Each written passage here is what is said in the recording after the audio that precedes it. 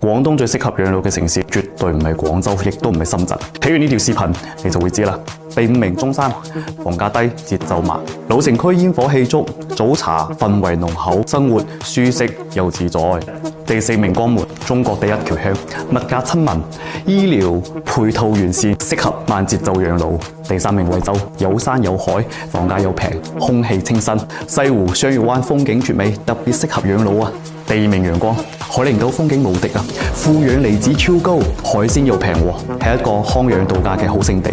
第1名真係掂過碌蔗喎，海濱城市嘅天花板，環境乾淨，綠化超高，醫療配套優質，交通又便利喎，簡直就係養老嘅天花板。你哋知唔知邊度？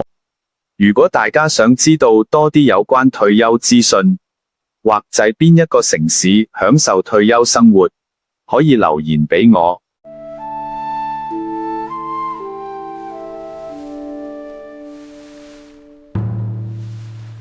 孤之有孔明，游鱼之有水也。